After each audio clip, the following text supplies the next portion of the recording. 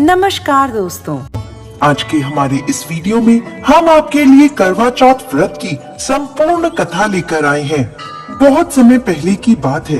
किसी साहूकार के 7 बेटे थे और उनकी एक बहन करवा थी। सभी सातों भाई अपनी बहन से बहुत प्यार करते थे, यहाँ तक कि पहले उसे खाना खिलाते, फिर स्वयं खाना खाया करते थे। एक दिन जब करवा चौथ का व्रत आया तो करवा अपने ससुराल से मायके आई हुई थी। शाम को जब भाई खाना खाने बैठे तो अपनी बहन से भी खाने का आग्रह करने लगे, लेकिन बहन ने बताया कि आज उसका करवा चौथ का निर्जला व्रत है और वह खाना चंद्रमा को अर्घ देकर ही खाएगी। अपनी बहन को भूख प्यास से व्याकुल देख सबसे छोटे भाई ने पहाड़ी पर जाकर एक दीपक जला दिया और उसे चलने की ओट में रख दिया। वापस आकर अपनी बहन से कहने लगा, बहन चांद निकल गया है, तुम अर्घ देकर खाना खा लो।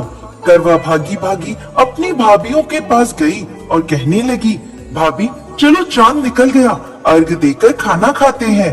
भाभियां सारी बात जानती थी। वो बोली, बाई साहब अभी आपका चांद निकला है, आप अर्घ देकर खाना खा लो, हमारा चांद निकलने में अभी समय है। करवा भोली भाली भाभीियों की ये बात नहीं समझ पाई और चांद को अर्घ देकर खाना खाने बैठ गई। जैसे ही पहला निवाला तोड़ा तो उसे छींक आ गई, दूसरा निवाला तोड़ा तो उसमें बाल निकल आया और तीसरा निवाला तोड़ते ही उसके ससुराल से खबर आ गई कि जैसी भी हालत में है तुरंत अपने ससुराल पहुँचे। सेठानी करवा को विदा करने के लिए जैसे ही कपड़े निकालने लगी तो कभी उसके हाथ में काला कपड़ा आए तो कभी सफेद। ये देखकर सेठानी को बहुत चिंता हुई और वह करवा से बोली, बेटा रास्ते में जो भी मिले उन सबके पैर छूती जाना, जो भी तुझे बूढ़ सुहागन होने का आशीर्वाद दे तो वहीं अपने पल्ले में गांठ बांध लेना। माँ की ये बात सुनकर करवा अपने ससुराल के लिए निकल गई। रास्ते में जो भी मिला करवा उन सबके पैर छूती गई। सभी उसे खुश रहो सुखी रहो यह आशीर्वाद देते रहे, लेकिन किसी ने भी उसे बूढ़ सुहागन होने का आशीर्वाद नहीं दिया। अब करवा जैसे ही अपने ससुराल पहुंची तो घर के आंगन में छोटी ननद खेल रही थी। करवा ने जैसे ही ननद के पैर छुए तो वो बोली, खुश रहो सुखी रहो बूढ़ सुहागन हो, दूधो नहाओ पूतो फलो। छोटी ननद के ऐसा आशीर्वाद देते ही करवा ने अपने पल्ले पर गांठ बांध ली। जैसे ही वो अंदर गई तो देखती है आंगन में उसके पति का शव रखा था और उसे ले जाने की तैयारी की जा रही थी। यह देखते ही करवा रोने लगी, विलाप करने लगी और कहने लगी, मैं इन्हें कहीं नहीं ले जाने दूंगी, इन्हें कहीं मत लेके जाओ। जब कोई भी उसकी बात नहीं माना तो वो बोली, मैं भी इनके साथ चलूंगी। सभी ने विचार किया कि साथ में ले चलते हैं इसको। सभी के साथ करवा शमशान घाट पहुंच गई। जब पति के अंतिम संस्कार का समय हुआ तो वह बोली, मैं इन्हें नहीं जलाने दूंगी। सब कहने लगे, पहले तो अपने पति को खा गई, अब उसकी मिट्टी भी खराब कर रही है, लेकिन करवा ने किसी की एक न सुनी। सभी लोगों ने आपस में विचार विमर्श किया और उसको शमशान में ही एक झोपड़ी डलवा दी। उस झोपड़ी में करवा अपने पति को लेकर रहने लगी। अब करवा सुबह शाम अपने पति की साफ सफाई करती और उसके पास बैठी रहती थी। सुबह शाम छोटी ननद आकर उसे खाना पानी दे जाया करती थी। अब वह हर महीने की चौथ का व्रत करने लगी। व्रत करती, चंद्रमा को अर्घ देती और जब पूजा करने बैठती तो चौथ माता प्रकट होकर कहती, करवो ले घड़ी बुखारी करवो ले, भाइयों की प्यारी करवो ले। तो करवा उनसे अपना सुहाग मांगने लगती।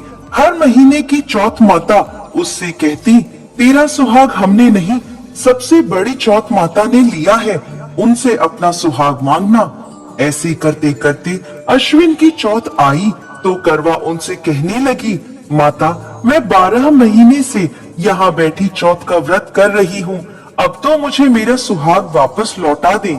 तब अश्विन की चौथ माता करवा से कहने लगी, तेरा सुहाग हम नहीं लौटा सकते, तुझसे बड़ी कार्तिक की चौथ माता नाराज है। यदि तू अपने पति के प्राण वापस चाहती है तो उनके पैर पकड़ लेना और उनके पैर छोड़ना मत। 16 श्रृंगार का सारा सामान तैयार रखना। ऐसा कहकर चौथ माता अंतर्ध्यान हो गयीं। जब कार्तिक की बड़ी चौथ आई तो करवा ने अपनी छोटी ननद से 16 श्रृंगार का सुहाग का सारा सामान मंगवाया। जब ननद ने जाकर माँ को यह बात बताई तो सास बोली, पागल हो गई है, जो मांगती है दे आओ। छोटी ननद सुहाग का सारा सामान लाकर करवा को दे देती है। अब वह करवा चौथ का व्रत रखती है, चंद्रमा को अर्घ देती है और जैसे ही जोत करी तो चौथ माता उसके सामने प्रकट हुई और कहने लगी, करवो ले, घड़ी बुखारी करवो ले, 7 भाइयों की प्यारी करवो ले, दिन में चांद उगाने वाली करवो ले। तब उसने उनके पैर पकड़ लिए और बोली, माँ मेरा सुहाग मुझे वापस लौटाओ। ये सुन चौथ माता बोली, अरे तू तो बहुत भूखी है, 7 भाइयों की प्यारी है, तुझे सुहाग का क्या काम। तो करवा कहने लगी, नहीं माता, मुझसे बहुत बड़ा पाप हो गया, मेरे सुहाग को मुझे वापस लौटा दो माता। मैं आपके पैर तब तक नहीं छोड़ूंगी जब तक आप मेरा सुहाग मुझे वापस नहीं लौटाती। यह सुनकर चौथ माता ने करवा से एक एक कर सुहाग का सारा सामान मांगा और करवा उन्हें सारा सुहाग का सामान एक एक कर देती गई। तब चौथ माता उससे कहने लगी, तुझे जरूर व्रत करने की सारी विधि सब बात कोई समझा के गया है। तो करवा कहने लगी, माता मुझे तो हालात ने सब कुछ समझा दिया है, आप बस मेरा सुहाग मुझे वापस लौटा दे। तब चौथ माता ने अपनी आंखों से काजल निकाला, उंगलियों से मेहंदी और मांग से सिंदूर निकालकर उसे करवे में घोल दिया और उस जल से उसके पति को छींटा लगाया। छींटा लगते ही उसका पति जीवित हो गया। जाते जाते चौथ माता उसकी झोपड़ी पर लात मार गई, जिससे उसकी झोपड़ी महल में बदल गई। करवा के सब सुख आनंद हो गया। शाम को जब छोटी ननद भाभी के लिए खाना लेकर आई तो देखती है कि भाभी की झोपड़ी तो कहीं है ही नहीं, उसकी जगह एक बड़ा सा महल खड़ा है। उधर करवा खिड़की में बैठी छोटी ननद के आने की प्रतीक्षा कर रही थी। छोटी ननद को आता देख करवा दौड़ी दौड़ी उसके पास गई और कहने लगी, देखो भाई साहब, आपका भाई जीवित हो गया। घर जाओ और माता जी से कहो कि गाजे बाजे के साथ हमें लेने आए। छोटी ननद दौड़ी दौड़ी माँ के पास गई और कहने लगी, माँ भाई जीवित हो गया। माँ कहने लगी, अब तक तो वो भाभी ही थी, अब तेरा भी उसके साथ साथ दिमाग खराब हो गया है। तो वह बोली, नहीं माँ, मैंने अपनी आंखों से देखा है, भाई जीवित हो गया है। ये सुन माँ और बेटी दोनों गाजे बाजे के साथ अपने बेटे और बहू के पास पहुँचे। बेटे को जीवित देख सास बहू के पैर छूने लगी और बहू सास के पैर छूने लगी और कहने लगी, माताजी देखो आपका बेटा जीवित हो गया। तो सास बोली, बहू मेरा बेटा नहीं, तेरा पति जीवित हो गया। मैंने तो साल भर पहले ही इसका अंतिम संस्कार कर दिया था, ये तो तेरे भाग्य से वापस आया है।